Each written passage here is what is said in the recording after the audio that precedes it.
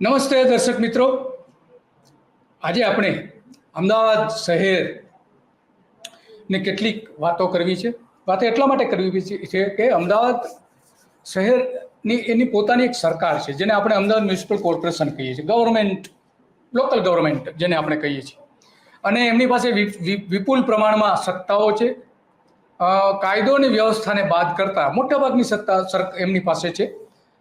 પરંતુ જે એના કાઉન્સિલરો જે છે એ કાઉન્સિલરોમાં મોટા પ્રમાણમાં આપણે જોઈએ છીએ કે ગેરશિસ્ત બહુ જોવા મળે છે. આપણી પાસે 62 વોર્ડ છે અને જે આ કાઉન્સિલરો જે છે 62 વોર્ડના એ ઘણી વખત ગેરહાજર રહેતા હોય છે. આપણે જાણીએ છીએ કે એ ગેરહાજરીનું કારણ ઘણા અલગ જાતનું બતાવે છે. તો ખરેખર શું પરિસ્થિતિ છે એની આપણે ચર્ચા કરવી છે, કારણ કે ભાજપના જે સૌથી વધારે જે ગેરહાજર રહેતા હોય એવા સૌથી વધારે 31 વખત ગેરહાજર રહ્યા હોય એવા ભાજપના ચેતન પરમાર કે જે કોર્પોરેટર છે, અને કોંગ્રેસના કમળાબેન ચાવડા જે 27 વખત ને ચેતનભાઈ 31 વખત ગેરહાજર રહ્યા છે. તો આ ગેરહાજર કેમ રહે છે એ એક સૌથી મોટો સવાલ છે. અને એટલા માટે 32 કોર્પોરેટરો એવા છે, કાઉન્સિલરો, જેને આપણે જે કાઉન્સિલર પેલા જેને શહેરી બાવા તરીકે ઓળખીએ છીએ, ગુજરાત અમદાવાદના લોકો એને શહેરી બાવા તરીકે ઓળખે છે. તો આ એક બાજુ અમદાવાદ શહેરને બાવા બનાવી રહ્યા છે આ લોકો, કારણ કે ચારે બાજુ અરાજકતા છે, રોડ તૂટેલા છે, પ્રોપર જે ફેસિલિટીઝ મળવી જોઈએ, લોકોને જે સર્વિસીસ મળવી જોઈએ એ સર્વિસીસ પણ મળતી નથી. અને બીજી બાજુ આ કોર્પોરેટરો જે કાઉન્સિલરની જે બોર્ડ મિટિંગ હોય છે, મિટિંગમાં મહિનામાં એક વખત હાજર રહેવું ફરજિયાત છે. કોઈ પણ સંજોગો હોય તો પણ એક વખત હાજર રહેવું પડે છે, પરંતુ એમાં ઘણી બધી અરાજકતા જોવા મળે છે. અને આ અંગે કેટલીક વિગતો બોર્ડ પાસેથી, કોર્પોરેશન પાસેથી માંગવામાં આવી હતી, અને એ વિગતો માંગી હતી સંતોષસિંહ રાઠોડે. અને એમાં ઘણી બધી વિગતો બહાર આવી કે આપણા શહેરી જે આપણા મતથી ચૂંટાઈને આવે છે, એક વોર્ડમાં 4 કાઉન્સિલરો, કે જે ભારતમાં આવી ક્યાંય વ્યવસ્થા નથી, એક વોર્ડમાં 4 હોય છતાં પણ ગેરહાજર રહે છે. અને એમણે આરટીઆઈમાં સારી એવી વિગતો મેળવી છે. તો આપણે એની સાથે વાત કરીશું. સંતોષજી, તમારું સ્વાગત છે ધ ગુજરાત રિપોર્ટમાં. નમસ્કાર દિલીપભાઈ. તો આ તમે બહુ સારી વિગતો મેળવી છે જે બોર્ડ પાસેથી, કે તમને અમે ચૂંટીને તો મોકલીએ છીએ, પણ ત્યાં જઈને તમે બોર્ડની મિટિંગમાં શું કરો છો? જે રીતે ગુજરાત વિધાનસભા મળે છે વર્ષમાં 2 વખત, તો તેમાં ધારાસભ્યોને હાજર રહેવાથી લઈને ઘણી બધી બાબતો છે, પણ ત્યાં વ્યવસ્થા જુદી છે. ત્યાં અધ્યક્ષની મંજૂરી લે તો ગેરહાજર રહી શકે છે, અને બીમારીનું પ્રમાણપત્ર રજૂ કરીને પણ ગેરહાજર રહી શકે છે. એવા ઘણા બધા અગાઉ બનાવ બનેલા છે. પણ અહીંયા તો અનેક કાઉન્સિલરો એવા છે કે જે તમારી આરટીઆઈમાં જે વિગતો જે બહાર આવી છે એ ખરેખર સળંગ સતત ગેરહાજર રહેતા હોય એવા અનેક કાઉન્સિલર, ખોખરાના કાઉન્સિલર આપણે જાણીએ છીએ, ચેતન પરમાર, કે જે સળંગ 3 બોર્ડમાં 5 વખત ગેરહાજર રહ્યા હતા, અને કુલ ગેરહાજર રહ્યા હતા 31 વખત રહ્યા હતા. તો આ રીતે કોઈ એક પક્ષની કોંગ્રેસના પણ છે, કોંગ્રેસના કમળાબેન ચાવડા જે છે બહેરામપુરના કાઉન્સિલર, એ પણ આ રીતે 27 વખત સળંગ 3 બોર્ડમાં ગેરહાજર રહ્યા હતા. સિદ્ધાર્થ પરમાર કે રામોલ આથીજણના છે, એ જે આ બધી વિગતો તમારી આરટીઆઈમાં બધી બહાર આવી છે, અને લોકોના ધ્યાનમાં આવી છે. અને લોકો હવે કેવા લાગ્યા છે કે ભાઈ, અમે તમને ચૂંટીને મોકલીએ છીએ, તમે અમારા કામ કરવા માટે, અમારા કામની ચર્ચા કરવા માટે, અમારું મેનેજમેન્ટ કરવા માટે, શહેરનું મેનેજમેન્ટ કરવા માટે બોર્ડની મિટિંગમાં હોવા અત્યંત જરૂરી છે, પરંતુ એ તમે હાજર રહેતા નથી. એ બધી વાતો બહાર આવી છે. તો આ તમે જે આરટીઆઈ કરી પછી કાઉન્સિલરોમાં કોઈ પ્રત્યાઘાતો છે?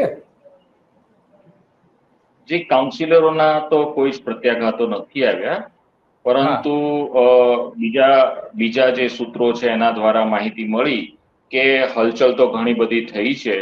અને એક જે મિત્ર છે એમણે તો એવું પણ કીધું કે આ જેટલા એના નામ છપાયા છે અને જેટલાના ફોટો છપાયા છે એ લોકોની તો આવતી ટર્મમાં ટિકિટ કપાઈ જ ગઈ. કારણ કે આખું જયારે આમાં કેવું છે કે ચોરી કરવું ગુનો નથી, પણ ચોરી કરતા પકડાવું એ પ્રકારનું પક્ષની અંદર તંત્ર ચાલતું હોય છે કે તમે ગમે તેટલી ભૂલો કરો, ગમે તેટલું ખરાબ કરો, પણ જ્યાં સુધી તમે છાપે ન ચડો અને એ ક્યાંય છપાય ને એની ક્યાંય ચર્ચા ન થાય ત્યાં સુધી એ બધું માફ. પરંતુ જ્યારે આ કૃત્યો જ્યારે છાપે છપાય અને ચોપડેમાં જયારે નાગરિકો આની ચર્ચા કરતા થાય, ત્યારે પછી એનું મૂલ્યાંકન થતું હોય છે. એટલે અત્યારે તો એટલી વિગતો મળી છે કે જેટલા પણ આ લોકોના નામો છપાયા છે કાં તો ફોટા છપાયા છે, એ લોકોને તો આ નેક્સ્ટ ટર્મની અંદર ટિકિટ પાર્ટી નહીં આપે. નહીં આપે. તો આ જે તમે આરટીઆઈ જે તમે કરી એમાં તમારી દ્રષ્ટિએ અત્યંત ગંભીર કહી શકાય કે જે આપણી લોકશાહી માટે કહી શકીએ કે લોકો પ્રત્યેની જે જવાબદારી હોવી જોઈએ ચૂંટાયેલા પ્રતિનિધિ માટેની, તો તમારી દ્રષ્ટિએ કઈ એવી છે કે જે અત્યંત મહત્વની છે તમારી દ્રષ્ટિએ? બીજી ઘણી બધી વિગતો તો છે, પણ તમારી દ્રષ્ટિએ કઈ મહત્વની છે? બિલકુલ. સૌથી પહેલા તો એ જણાવું કે આ આરટીઆઈ કરવા પાછળનો હેતુ શું હતો, આશય શું હતો અને કેમ અત્યારે જાહેર કરવું પડ્યું? કારણ કે ટૂંક જ સમયમાં આપણા ઇલેક્શન નજીક છે. હવે કદાચ ડિસેમ્બર-ફેબ્રુઆરી માસની આસપાસ એ સ્થાનિક આપણા લોકલ બોડી જેને કહેવાય છે એ લોકલ બોડી ઇલેક્શન, મહાનગરપાલિકાના ઇલેક્શન આવશે.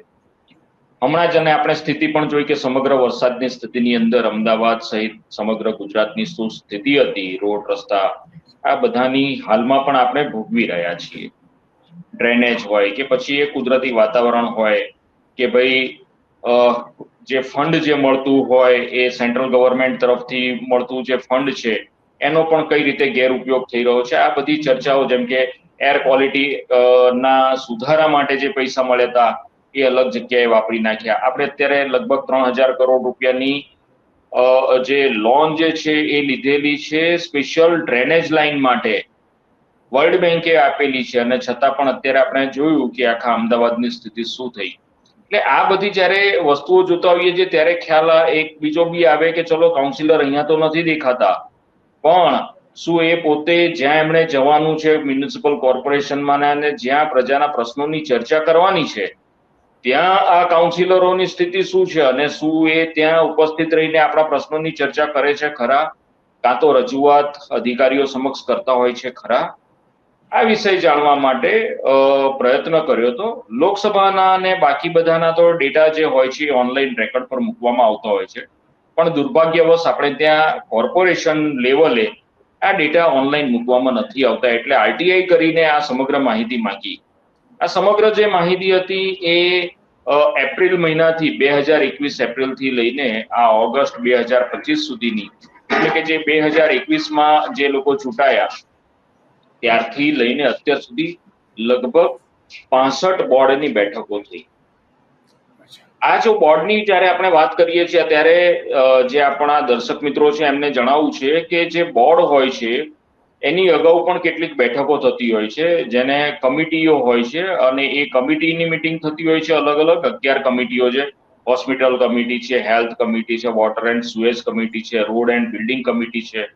આ તમામ અલગ અલગ કમિટીઓ છે, જે 11 જેટલી કમિટી છે, જેમાં ચેરમેન, ડેપ્યુટી ચેરમેન આ પ્રકારની અને સભ્યો આ રીતની વ્યવસ્થા ગોઠવવામાં આવેલી છે. અને એના પછી હોય છે સ્ટેન્ડિંગ કમિટીની મીટિંગ, અને સ્ટેન્ડિંગ કમિટીની મીટિંગ બાદ આ બોર્ડની મીટિંગ થાય છે. એટલે તમામ જે મીટિંગો, જે બેઠકો થઈ એ બેઠકો બાદ ની જો મહત્વની જો બેઠક હોય તો એ બોર્ડની બેઠક છે એવું કહી શકાય. આ બોર્ડની બેઠક દર મહિને મળતી હોય છે. એક પરફેક્ટ ઘરનું સપનું એને સાકાર કરશે કોણ? Shrinathji group of companies. 10 વર્ષ પહેલા Dakshesh Shah started his journey એક સિમ્પલ ડ્રીમથી. બધાનું ડ્રીમ હોમ બનાવવાનું સપનું, એ પણ અફોર્ડેબલ પ્રાઇસમાં. 2015થી હજારો ફેમિલીઝનું સપનું પૂરું કર્યું છે, તો તમે કેમ પાછળ રહી જાઓ? આજે જ મુલાકાત લો શ્રીનાથજી સામ્રાજ્ય અને સ્વસ્તિક પાર્કની અને તમારા સપનાને એડ્રેસ આપો. અને દર મહિને જ્યારે બોર્ડની બેઠક મળે છે તો તમામ કાઉન્સિલરો આપે જેમ જણાવ્યું તેમ હાજર રહેવું જરૂરી હોય છે. જીપીએમસી એક્ટ 1949ની કલમ 11માં સ્પષ્ટ કહેવામાં આવ્યું છે કે જો એ કાઉન્સિલર પોતે સતત 3 મહિના સુધી કાં તો 3 મહિનાથી વધુ વખત સુધી જો ગેરહાજર રહે છે અને એનું યોગ્ય વાજબી કારણ જો રજૂ નથી કરતો તો તેને કોર્ટના દ્વારા એને એ સસ્પેન્ડ પણ કરી શકાય છે. આ સત્તા આપેલી છે કોર્પોરેશનને. એટલે જ્યારે બીજી રીતે બી આપણે જ્યારે જોઈએ કે જ્યારે ઇલેક્શન થતા હોય ત્યારે વાતો થતી હોય કે ભાઈ પ્રધાનમંત્રી શ્રી એ 17 થી 18 કલાક રોજ કામ કરે છે અને એમના નામનો ઉપયોગ કરીને જે વ્યક્તિઓને આપણે ચૂંટ્યા છે, આપણે ત્યાં લગભગ સમગ્ર ગુજરાતની અંદર ભારતીય જનતા પાર્ટી અસ્તિત્વમાં છે. આપણા મ્યુનિસિપલ કોર્પોરેશન અમદાવાદમાં પણ ભારતીય જનતા પાર્ટી જ અસ્તિત્વમાં છે, એમનું શાસન છે. તો જો ગુરુ એટલે કે જો તમામ આપણા જે વડાપ્રધાન શ્રી નરેન્દ્રભાઈ મોદી છે, એ જ્યારે 17 થી 18 કલાક કામ કરે છે, તો નીચેનો જે વ્યક્તિ છે એટલે જે કાર્યકર્તા છે કે જે એમના નામના કારણે ચૂંટાયો છે, એ વ્યક્તિની કાર્ય કરવાની શૈલી કેવી છે? ખરેખર એ પણ શું 17-18 કલાક તો નહીં, પરંતુ દર મહિને યોજાતી એક કાઉન્સિલરની મીટિંગ, બોર્ડ મીટિંગની અંદર એ હાજરી આપે છે કે નથી આપતો? તો આ તમામ જે ઓડિટ કરવાનું કારણ એ હતું કે નાગરિકોની સમક્ષ આ સોશિયલ ઓડિટ રજૂ કરવું, નાગરિકોને જણાવવાનું આમાં જ્યારે ઓડિટ કર્યું છે ત્યારે 192 કાઉન્સિલરોનું કર્યું છે, આમાં કોઈ પક્ષાપક્ષી નથી કરી, ભાજપના કાઉન્સિલરોનું બી કર્યું છે, કોંગ્રેસનું બી કર્યું છે, અને આપણે ત્યાં AIM ના પણ સભ્યો છે એમનું પણ ઓડિટ કર્યું છે. એટલે તમામ જે ચૂંટાયેલી નેતા છે, જે તમામ જે રાજકીય પક્ષો છે, એ તમામ રાજકીય પક્ષોના આપણે જે ચૂંટાયેલા કાઉન્સિલરો છે એ લોકોનું ઓડિટ કરી અને પ્રજા સમક્ષ તેમની આંખ ખોલવા માટે આ ઓડિટ રિપોર્ટ રજૂ કર્યો કે તમે જે કાઉન્સિલરોને ખોબે ને ખોબે મત આપીને ચૂંટ્યા છે એનું આ પ્રગતિ પત્રક જોઈ લો. આમ જનરલી આપણે નાના હતા, સ્કૂલમાં ભણતા હતા ત્યારે દર મહિને આપણું પ્રગતિ પત્રક આપતા હતા, વાલીઓને એમાં સિગ્નેચર કરી અને પાછું આપવાનું થતું હોય. આ પ્રગતિ પત્રક તો કાઉન્સિલર શ્રીઓનું આપણે આખા 5 વર્ષના અંતે અત્યારે જોઈ રહ્યા છે કે જ્યારે 65 બોર્ડની બેઠકો એ પૂર્ણ થયેલી છે અને એની અંદર આપણે રિપોર્ટ કાર્ડ પણ કહી શકીએ. યસ જી, અને એની અંદર સતત 32 જેટલા કાઉન્સિલરો બીમાર છું આવું કહીને સતત ગેરહાજર રહેતા. તો આ જે એમની જે ગેરહાજરી છે, એમની ગેરહાજરીનો ભોગ કોણ બને છે? એમની ગેરહાજરીનો ભોગ બને છે એ વોર્ડના નાગરિકો. કારણ કે એ નાગરિકોના જે રોજબરોજના જે પ્રશ્નો છે એ પ્રશ્નોનું સોલ્યુશન નથી આવતું. જે જનરલ પ્રશ્નો હોય છે, સામાન્ય એકદમ પ્રશ્નો હોય છે, જેમ કે રોડ છે, રસ્તો છે, ગટર, પાણી, સ્ટ્રીટ લાઇટની સુવિધા, હેલ્થની સુવિધા, સાફ સફાઈની સુવિધા, આ બધા પ્રશ્નોનું સોલ્યુશન નથી થતું. કેમ? કારણ કે એ પ્રશ્નોની જે રજૂઆત કરનાર જે પ્રતિનિધિને આપણે ચૂંટ્યો છે એ પ્રતિનિધિ જ ગેરહાજર રહે છે. એટલે આ ખૂબ જ ગંભીર સ્થિતિ સામે આવી અને ઓડિટ પણ એટલે જ કર્યું કે નાગરિકો હવે જ્યારે ચૂંટણીમાં પોતે જ્યારે પાર્ટિસિપેટ કરે, જ્યારે પોતે એક પોતાના ઉમેદવારને જ્યારે ચૂંટવાની વાત આવે તો ઉમેદવારને પક્ષાપક્ષીથી પર રહીને, એટલે કે કયા રાજકીય પક્ષનો છે એ જોવાનું નથી, માત્ર એ જે આપણે જેને ચૂંટવા માટે જઈ રહ્યા છીએ એ કેટલો એક્ટિવ છે, એ કેટલો નાના મોટા કામોની અંદર, પોતાના સ્થાનિક કામોની અંદર કેટલો રસ લઈ રહ્યો છે, આ બધા વિષયોને જોઈને અને નાગરિકો પોતે ઇલેક્શનમાં જોડાય, એ પણ આનો એક મારો પ્રયત્ન હતો. જી આ તો તમારો ખરેખર એક સારો પ્રયત્ન કહી શકાય કે તમે જે પ્રયત્ન કર્યો છે એ પ્રમાણમાં સારો પ્રયત્ન કર્યો છે કે જેના કારણે હવે જે ચૂંટણી આવી રહી છે મ્યુનિસિપલ કોર્પોરેશનની 8માંથી 6 મ્યુનિસિપલ કોર્પોરેશનની, તો એમાં દરેક જગ્યાએ હવે નાગરિકો વિચારતા થશે કે ભાઈ એમના જે પ્રતિનિધિઓ છે એ ખરેખર ત્યાં જઈને આપણા પ્રશ્નોની ચર્ચા કરે છે, ખરા શહેરની પ્રગતિ માટે ચર્ચા કરે છે, ખરા શહેરના મુખ્ય જે પ્રશ્નો છે એની ચર્ચા કરે છે, ખરા. તો આ એક બહુ તમે ખરેખર સમયસરનું આ એક કામ કર્યું છે અને લોકોને જાગૃત કરવાનું કામ કર્યું છે. અને જે હવે જે રાજકીય પક્ષો જે ટિકિટ આપવાના છે, જે તમે વાત કરી કે કેટલાયની આના કારણે ટિકિટ કપાઈ જશે, તો રાજકીય પક્ષો પણ હવે ધ્યાનમાં રાખશે કે ભાઈ એમને જે ટિકિટ ગયા વખતે આપી હતી 5 વર્ષ પહેલા, તો હવે 5-6 વર્ષ પહેલા, તો હવે એની શું પરિસ્થિતિ છે એને શું કામ કર્યું છે, એના રિપોર્ટ કાર્ડ બધી રીતે જોવામાં આવશે. એમાં આ જે ડેટા છે એ બહુ ઉપયોગી થશે અને એના કારણે દરેક રાજકીય પક્ષોએ નિર્ણય લેવામાં મહત્વની ભૂમિકા ભજવવી પડશે. કારણ કે આમ તો સામાન્ય રીતે ઘણા બધા કાઉન્સિલરો પોતાના વોર્ડમાં એની ઓફિસ હોય છે, એની કચેરી હોય છે, ત્યાં સ્થાનિક લોકો ત્યાં જઈને રજૂઆત કરતા હોય છે. આવા ચોક્કસ પ્રકારની એક પ્રણાલિકા છે, એના કોઈ નિયમો નથી પણ પ્રણાલિકા છે. મ્યુનિસિપલ કોર્પોરેશનની જે હેડક્વાર્ટર છે દાણી લીમડા, ત્યાં પણ દરેક કાઉન્સિલરને એક અલગ પ્રકારની બેસવાની વ્યવસ્થા હોય છે અને ત્યાં પોતે રોજે રોજ કોઈ પણ નાગરિક સાંજના સમયે ત્યાં જઈને પોતાના પ્રશ્નો હોય એ રજૂઆત કરી શકે છે અને એ કાઉન્સિલર પોતે જાતે એના મતદારોની સાથે લઈને જે તે વિભાગના અધિકારીઓ સાથે જઈ શકે છે, એને કહી શકે છે કે ભાઈ આ પરિસ્થિતિ વોર્ડમાં જે છે, હમણાં આ જે પ્રશ્નો છે તો એ પ્રશ્નોનું નિરાકરણ લાવો. આ એક પરંપરા છે, અમદાવાદની બહુ સારામાં સારી પરંપરા છે. જે પહેલા જે આપણે કહેવાતું હતું, જે મ્યુનિસિપલ કોર્પોરેશન સરદાર પટેલના સમયથી જે અસ્તિત્વમાં આવ્યું છે એની પહેલાથી જે અસ્તિત્વમાં આવ્યું છે, તો ત્યારે જે પરંપરા હતી કે મોટાભાગના નગર શેઠ જે રહેતા હતા, એટલે કે જે વેપારીઓનું એક મંડળ એમાં આવતું હતું ને એ બધાના પ્રશ્નોનું નિરાકરણ લાવતા હતા. વ્યક્તિગત નિરાકરણ, સામૂહિક નિરાકરણ અને આખા શહેરનું નિરાકરણ, આ રીતે 3 સ્ટેજમાં એ થતું હતું. પણ અહીંયા આપણે જોઈએ છીએ કે કાઉન્સિલરો ઘણી જગ્યાએ ગેરહાજર હોય છે અને વોર્ડમાં પણ ઘણી વખત ગેરહાજર હોય છે. આપણા વોર્ડમાં ઘણી વખત કાઉન્સિલરો ફોન પણ નથી ઉઠાવતા.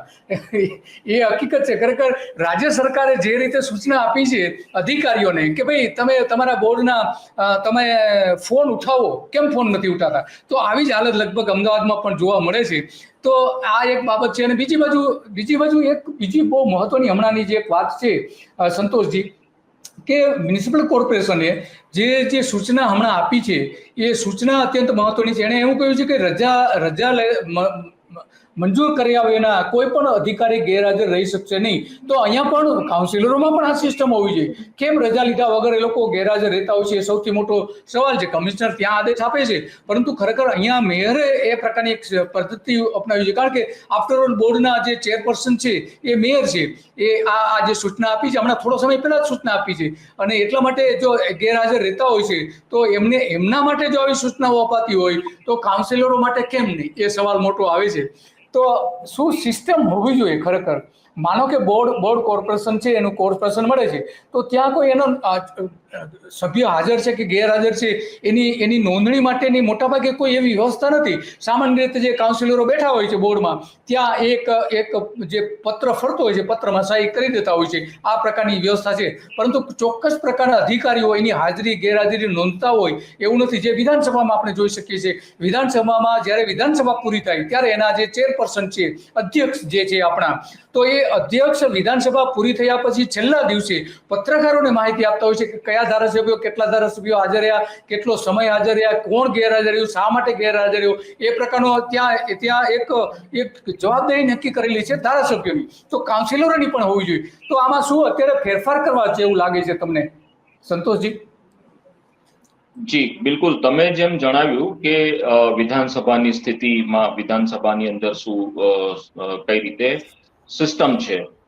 હવે અને તમે એ પણ જણાવ્યું કે કોર્પોરેશનમાં જેમ કે બોર્ડની મીટિંગની અંદર એક કાગળ જ ફેરવવામાં આવે છે જેના પર સિગ્નેચર કરે અને પછી જે રજીસ્ટર હોય એમાં એ એબસન્ટ અને પી એટલે કે પ્રેઝન્ટ આ રીતનું લખાતું હોય છે. પણ એ પણ ક્રોસ વેરિફિકેશન જ્યારે કરીએ તો એ ખરેખર એ કેટલું એમાં હકીકતના આધારે એ લેવાય છે એ બી એક પ્રશ્નાર્થ ચિહ્ન છે. કારણ કે હમણાં જે છેલ્લી બોર્ડની મીટિંગ મળી તો એ બોર્ડની મીટિંગનો પણ અમારે રિપોર્ટ્સની અંદર સમાવેશ કરવો હતો. એટલે અમે જ્યારે જોયું તો લગભગ 25 જેટલા કાઉન્સિલરો ગેરહાજર હતા.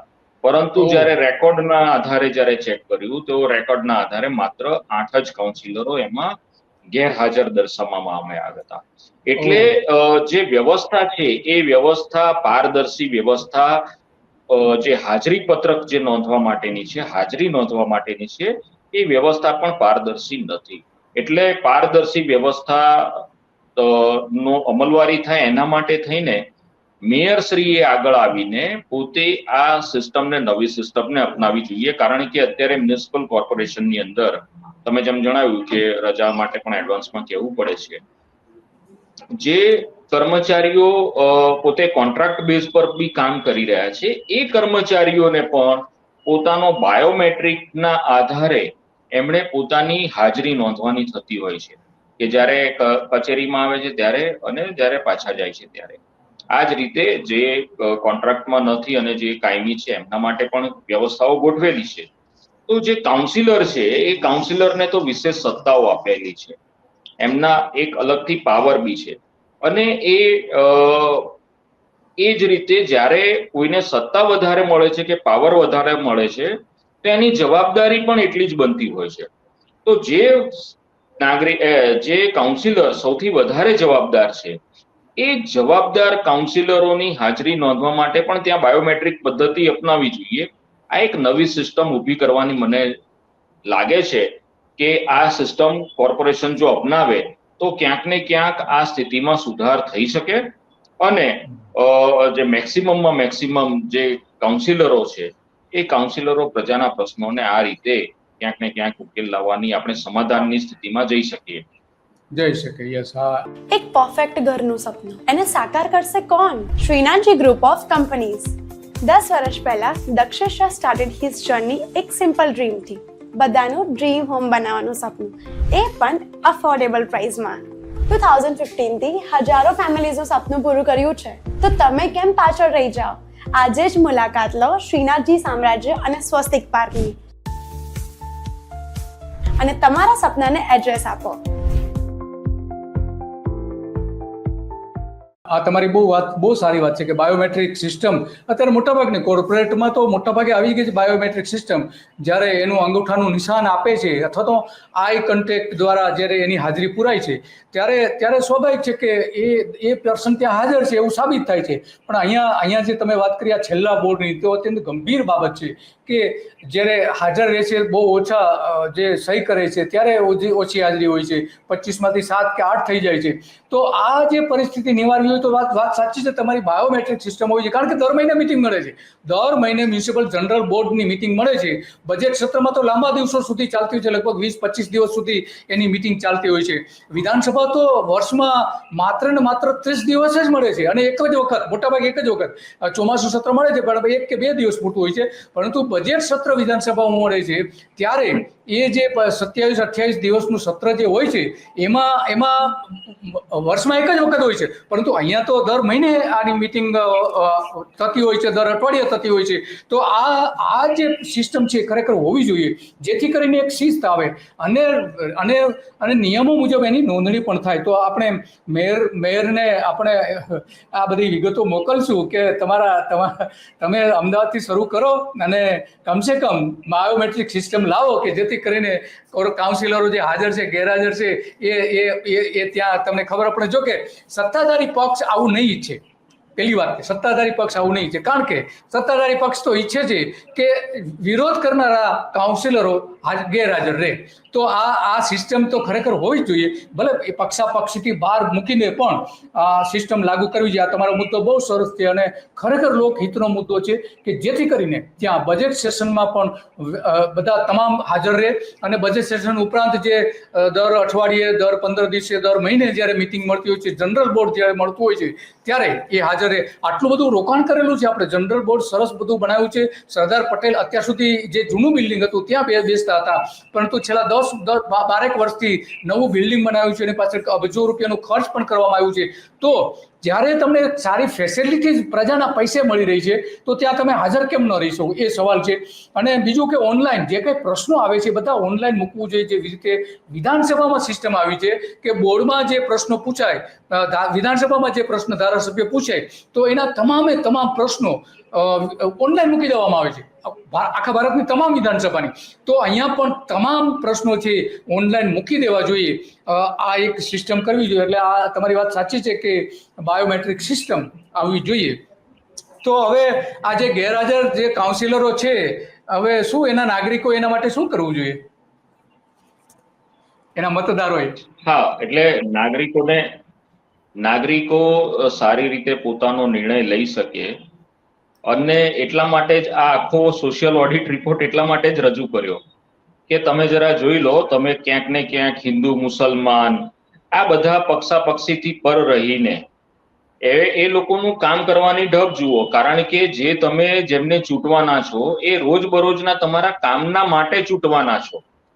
યસ, એટલે તમારે કામને પ્રાધાન્ય આપવું જોઈએ, પરંતુ ક્યાંક ને ક્યાંક એ કામને પ્રાધાન્ય આપ્યા વગર બીજા અન્ય જે બધા જે સોશિયલ મીડિયા પર ને જે બધા ચાલતા હોય, હિન્દુ મુસલમાન, ભારત પાકિસ્તાન, આ બધા જે મુદ્દાઓ છે એ મુદ્દાઓને ધ્યાનમાં રાખીને તમે મતદાન ન કરતા, તમે એ ઉમેદવારનું જે પ્રગતિ પત્રક છે, હજુ તો અમે તમામ જે કાઉન્સિલરો છે એમના બજેટનું પણ ઓડિટ કરી રહ્યા છીએ કે કેટલા કાઉન્સિલરોએ ક્યાં કેટલું ખોટી રીતે બજેટ વાપર્યું, કે જ્યાં જરૂર નથી એવામાં પણ બજેટ વાપર્યું. આ તમામ બી અમે ઓડિટ કરી રહ્યા છીએ, એટલે એનો પણ રિપોર્ટ અમે તમામ 192 કાઉન્સિલરોનો બહાર પાડવાના છીએ. એટલે તમામ તબક્કે નાગરિકો જાગૃત થાય, મતદાતા જાગૃત થાય અને પોતાનો નિર્ણય લેતી વખતે એ આ તમામ ડેટાને ધ્યાનમાં રાખી અને જાગૃતપણે એ નિર્ણય લે, એના માટે પ્રયત્નો ચાલુ છે. તમે એક બીજી જે વાત જણાવી કે બીજી વાત જણાવી કે જે પ્રશ્નો છે એ પ્રશ્નો પણ ઓનલાઈન રહેવા જોઈએ, એના માટેના પણ ઓલરેડી પ્રયત્નો ચાલુ છે. અને આના વિરુદ્ધ રાજ્ય માહિતી આયોગમાં પણ હું ગયો હતો અને માહિતી આયોગમાંથી પણ ઓર્ડર કરવામાં આવ્યો છે મ્યુનિસિપલ કોર્પોરેશનને કે તમે જે બોર્ડની અંદર જે ઠરાવ કરો છો એ ઠરાવની વિગતો તમે ઓનલાઈન મૂકો. અત્યારે જે સિસ્ટમ છે એ સિસ્ટમ પ્રમાણે 1998 ની અંદર કે 1994 ની અંદર મ્યુનિસિપલ કોર્પોરેશન જે પદ્ધતિ અપનાવી હતી તેની તે જ પદ્ધતિ અપનાઈ રહી છે. એટલે કે જો તમારે બોર્ડનો કોઈ ઠરાવ જોઈતો હોય તો ઠરાવ નંબર લખવો પડે, ઠરાવની તારીખ લખવી પડે અને કયા કમિટીનો ઠરાવ હતો, બોર્ડનો હતો, સ્ટેન્ડિંગ કમિટીનો હતો કે કોઈ બીજી અન્ય કમિટીનો હતો, એ કમિટીનું નામ લખવું પડે. તમારે 100 રૂપિયાની શુલ્ક ભરવું પડે, એક ઠરાવના 100 રૂપિયા. એટલે કે મારે આ એક જ કાગળના 100 રૂપિયા મારે ભરવા પડે. ત્યારે મને 8 થી 10 દિવસે આ અરજી કર્યા બાદ 8 થી 10 દિવસ બાદ મને એ ઠરાવની કોપી મળે છે. એટલે આના માટેના પણ પ્રયત્નો ચાલુ છે. ઓલરેડી કમિશનર સરની પાસે પણ આ ફાઇલ ગયેલી છે. અત્યારે એ વિદેશ ગયા હોવાથી હવે જ્યારે પાછા આવશે ત્યારે એ વિષયને આપણે સારી રીતે ફરીથી એક વખત પ્રેઝન્ટ કરીએ ને આ વિષયમાં કોઈ સારો યોગ્ય નિર્ણય લેવાય નાગરિકોના સુખાકારી માટે, એના માટે પ્રયત્નો કરીશું. કરવા ના બહુ સરસ છે. તમારા બંને પ્રયત્નો સારા છે. ઓનલાઈન મૂકવા માટેના ઠરાવો અને પ્રશ્નો, આ બંને તમે ખરેખર સારું લોકોના હિત માટે. જો અમદાવાદમાં શરૂ થશે બાકી દરેક જગ્યાએ ઓર્ડર તો દરેક જગ્યાએ એનો અમલ થવાનો છે. તો હવે તો આપણે જાણીએ છીએ કે 17 મ્યુનિસિપલ કોર્પોરેશન થઈ ગયા છે ગુજરાતમાં. તો 17માં એનો અમલ થાય તો લોકોને એક જે અધિકારો છે, જે માહિતી જાણવાના અધિકારો છે, એ એકદમ સરળતાથી મળી શકે. માત્ર આટલું જ નહીં, પરંતુ રોજે રોજનો જે પેમેન્ટ થાય એનો રોજે રોજના પેમેન્ટના હિસાબો પણ ઓનલાઈન મૂકી શકાય એમ છે. કારણ કે મોટાભાગના અત્યારે તો જે કમ્પ્યુટરાઇઝ એના હિસાબો થઈ ગયા છે, ટેલી દ્વારા કરવામાં આવે છે. તો એ સીધું એને લિંક કરવાનું છે વેબસાઇટ સાથે. તો આ અથવા તો અલગ પ્રકારની વેબસાઇટ બનાવીને કે રોજે રોજના કેટલા ચૂકવણા કરવામાં આવેલા છે, કેટલા ટેન્ડર ઇસ્યુ કરવામાં આવ્યા છે, કેટલા ટેન્ડર પાસ કરવામાં આવ્યા છે, કયા કોન્ટ્રાક્ટરને કેટલા પૈસા આજે ચૂકવાયા છે અને કેટલી ટેક્સની આવક થઈ છે અથવા તો બીજી કેટલી આવક આજે થઈ છે. તો એ રોજે રોજના હિસાબો પણ મૂકી શકાય એવી સિસ્ટમ અત્યારે કોઈ પણ જાતના વધારાના મેન પાવર વગર થઈ શકે એમ છે. પરંતુ આપણા સત્તાધીશો કંઈક છુપાવવા માટે નથી કરતા આવું. તો આ તમારા બંને મુદ્દા બહુ સારા છે. અને આ જો ત્રીજો મુદ્દો જે એકાઉન્ટનો જો આવી જાય સંતોષજી, કે એકાઉન્ટ પણ ઓનલાઈન મૂકી દો તો ખરેખર ગુજરાતના લોકોનું, કમસે કમ શહેરના લોકોનું કલ્યાણ થઈ જાય એવું છે. એકાઉન્ટનો મુદ્દો પણ અત્યારે ઓનગોઈંગ છે. ઘણી બધી લગભગ 90 થી 95% માહિતીઓ એકત્રિત કરી લીધી છે. 2017-18 સુધીની માહિતીઓ એકત્રિત કરી છે. એટલે લગભગ અમે 6 થી 7 વર્ષના જે કોર્પોરેશન, અમદાવાદ મ્યુનિસિપલ કોર્પોરેશનના જે બજેટના સંદર્ભે ભાઈ ક્યાં વપરાયા પૈસા ને કઈ જગ્યાએ ખોટી રીતે વપરાયા, આ તમામ ડેટા પણ મેળવ્યો છે. કેટલા ડિપાર્ટમેન્ટો, આપને માત્ર 4-5 ડિપાર્ટમેન્ટો જે સૌથી મોટામાં મોટા જે ડિપાર્ટમેન્ટો સૌથી મોટું છે આપણું સાબરમતી વિભાગ, જેને એક લોંગ ફોર્મની અંદર, શોર્ટ ફોર્મની અંદર એનું નામ છે સાબરમતી રિવરફ્રન્ટ છે, મેટ છે, પછી BRTS છે, સ્કૂલ બોર્ડ છે, આ તમામ જે ડિપાર્ટમેન્ટો છે એમણે પોતાના ઓડિટ કરવા માટેના ચોપડા જ રજૂ નથી કરેલા. એટલે આ પ્રકારની પણ કેટલીક ઘણી બધી માહિતીઓ, આ તો મેં તમને માત્ર 4 ડિપાર્ટમેન્ટોની વાત કરી, પરંતુ જે લોકોએ રજૂ કર્યા છે એમાં કઈ કઈ ભૂલો આવી છે એ ચોક્કસ લગભગ અઠવાડિયા 10 દિવસની અંદર આ તમામ માહિતીઓ અમે એ પબ્લિક ડોમેનમાં મૂકવાના છીએ, જાહેર કરવાના છીએ, અને જેનાથી નાગરિકોને ખબર પડે કે તમે જે ટેક્સના પૈસા જે આપી રહ્યા છો એનું શું ઓડિટ પણ થઈ રહ્યું છે કે નથી થઈ રહ્યું. શું ઓડિટ થઈ રહ્યું છે તો ક્યાં ક્યાં ભૂલો પકડાઈ, અને એ ભૂલોની પાછળ કોર્પોરેશનની કોઈ કામગીરી કોર્પોરેશને કંઈ કરી કે નથી કરી, એ પછી ચૂંટાયેલી પાંખ હોય કે વહીવટી પાંખ હોય. કારણ કે ચૂંટાયેલી પાંખનો પણ ચૂંટાયેલી પાંખનો પણ આ ફરજમાં આવે છે કે નાગરિકોના જે પૈસા છે તેનો પ્રોપર બરાબર હિસાબ થાય. સાથે સાથે વહીવટી પાંખનો પણ આ વિષય છે, પરંતુ આ વિષયમાં પણ આપણી જે સ્થિતિ છે એ કોઈ જગ્યાએ દર્શાવવા લાયક નથી. આ સમગ્ર રિપોર્ટ બી અઠવાડિયાથી 10 દિવસની અંદર અમે તૈયાર કરવાના છીએ. લગભગ 95% જેટલો આ રિપોર્ટ અમે તૈયાર કરી લીધેલો છે ઓલરેડી, અને અકાઉન્ટ્સના વિશેની તમામ માહિતીઓ અમે જાહેર કરીશું. બહુ સરસ, બહુ સરસ. ખરેખર આ અત્યંત જરૂરી હતું અને મહત્વનું હતું. જે કામ કોર્પોરેશને કરવું જોઈએ એ તમે એક જાગૃત નાગરિક તરીકે કરી રહ્યા છો. આ ખરેખર એક અમદાવાદ માટે, અમદાવાદમાં જે આ બધી વિગતો જાહેર થશે ત્યારે અમદાવાદના લોકો તમારો ખૂબ ખૂબ આભાર પણ માનશે. તો આજે હવે આપણે સમયની મર્યાદા છે સંતોષજી, અને આપણે હવે આ સિવાય બીજું કંઈ તમારે કોઈ મહત્વની કોઈ વાત કરવી છે તો આપણે નહીં આપણે પૂરું કરીએ. નહીં, બસ લગભગ હવે ખૂબ ખૂબ આભાર. અને જ્યારે આ વિગતો જાહેર કરીએ ત્યારે ફરીથી આપણે મળીશું, એમાં તો કોઈ સવાલ નથી, કારણ કે લોકહિતની માહિતી છે તો ત્યારે પણ આપણે મળીશું. જરૂર.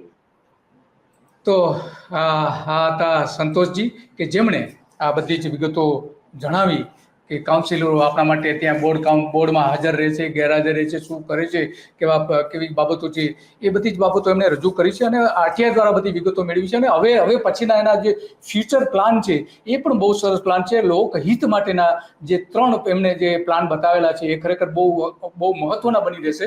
અને હવે પછીના સમયમાં આપણે એ પણ સંતોષજી સાથે વાત કરીને એ પણ બતાવવાની પ્રયત્ન કરીશું. તો દર્શકો, તમારો ખૂબ ખૂબ આભાર. અને આવી જ વિગતો આપણે રોજ રજૂ કરતા રહ્યા છીએ, લોક જાગૃતિ માટેના વિષયો લઈને રજૂ કરતા રહ્યા છીએ. રોજ આવા કાર્યક્રમો આપણે કરીએ છીએ અને તમે પણ ધ ગુજરાત રિપોર્ટ યુટ્યુબ ચેનલને તમે સબસ્ક્રાઇબ કરો કે જેથી કરીને એના નોટિફિકેશન મળે અને આવા પ્રકારના કાર્યક્રમોમાં પણ તમને વિગતો મળતી રહે. નમસ્તે.